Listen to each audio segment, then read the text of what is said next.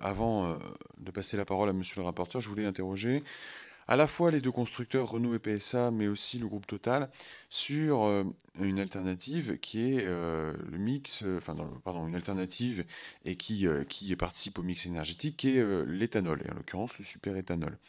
C'est un sujet aujourd'hui que vous avez peu abordé dans vos propos, et j'aurais voulu savoir quelle est la position des deux groupes, des deux constructeurs automobiles français sur l'éthanol, puisque en 2018, l'engouement des Français pour le superéthanol a fortement augmenté, plus 55% en termes de consommation sur l'année 2018, avec en réalité peu d'offres en série sur le marché français.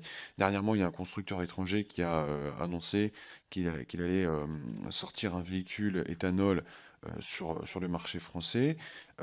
Sinon, à recourir à l'installation d'un boîtier en seconde monte, il n'y a pas de véhicule à proprement parler dans les concessions, en tout cas chez les deux constructeurs français, en série aujourd'hui, super éthanol.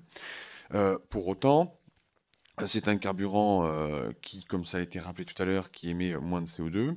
C'est un carburant, là aussi, qui peut être made in France et qui, à la pompe, est aussi très avantageux pour le pouvoir d'achat des ménages, puisqu'il est 2 à 3 fois moins cher qu'un carburant classique, super ou diesel.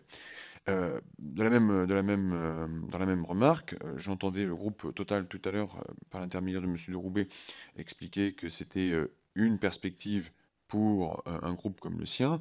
En corollaire, moi j'y oppose la position du groupe allemand Südzucker, qui a annoncé il y a 10 jours la fermeture de sites sucriers en France.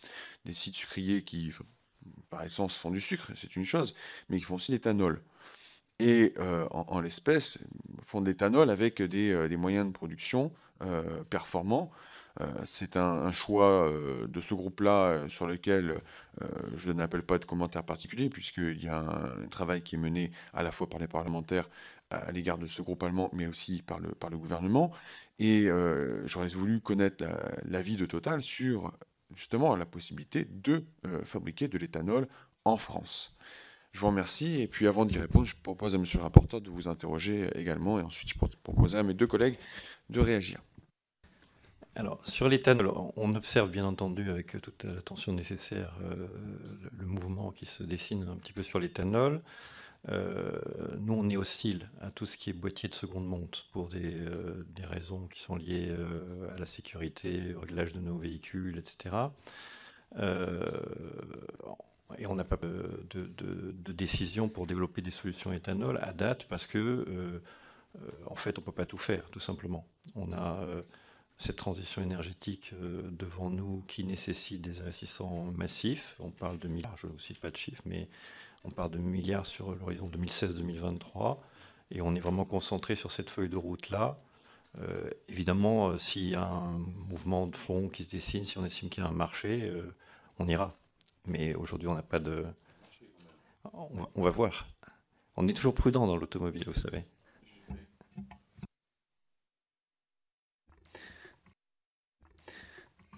Oui, je complète sur ce point-là avec trois points ou trois remarques. La première remarque, c'est que Renault a développé des véhicules de ce type-là il y a quelques années, pendant quelques années. Et comment? Non, non, au niveau de Renault. Et, et, et a arrêté son offre tout simplement parce qu'il n'y avait pas de demande et parce qu'à un moment donné, la sévérisation de la réglementation faisait que l'investissement technologique complémentaire alourdissait le coût des véhicules. Donc à un moment donné, on était pris en tenaille, entre guillemets, avec une demande qui n'était pas assez présente et un coût qui augmentait. Donc vous allez me dire, oui, ça c'était hier, mais aujourd'hui. Alors c'est vrai, aujourd'hui, quand on regarde depuis un an, juste vous faites la courbe qui suit évidemment l'évolution du prix du pétrole. Avec la baisse du prix du pétrole, bon, il faudrait regarder les derniers chiffres. Donc c'est vrai, aujourd'hui, sur les derniers mois, il y a plutôt la dernière année, pardon, il y a eu un coût avantage qui était notable. La question qui se pose derrière est est-ce que ce coût avantage va se maintenir à un moment donné où sur les, on en parlait, sur les contraintes entre guillemets budgétaires sont telles faut être vigilant sur un avantage à un moment donné qui peut ne pas durer. Donc ça, c'est le deuxième point. On est très vigilant aussi à l'adaptation à la mise en place de boîtiers, parce qu'on sait très bien que nos véhicules ne sont pas adaptés et qu'il y a des effets secondaires et des risques qu'on commence à identifier, parce qu'encore une fois, c'est pas si simple. Il faut vraiment réadapter les véhicules et c'est l'investissement lourd. Troisième point, c'est vrai que c'est une solution aujourd'hui qui est française, vous l'avez dit, très franco-française. Donc développer des véhicules spécifiques à cette énergie, à ce carburant-là, pourquoi pas, mais ça suppose effectivement d'avoir un engagement et de la visibilité à moyen et long terme, parce que ça a été dit, on ne peut pas investir sur tout dans le même temps, et encore une fois, ce n'est pas une adaptation légère. On a fait les évaluations, ce n'est pas léger comme adaptation technologique.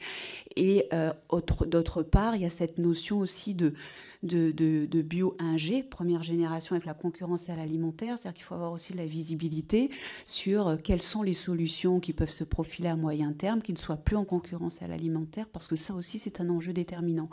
Donc aujourd'hui, c'est pas que l'on affiche un non catégorique, c'est que quoi que l'on fasse en termes de choix d'investissement, il nous faut de la visibilité, il nous faut de la clarté, et c'est vrai qu'aujourd'hui, pour décider de ce choix-là, on n'a pas les éléments nécessaires pour se lancer.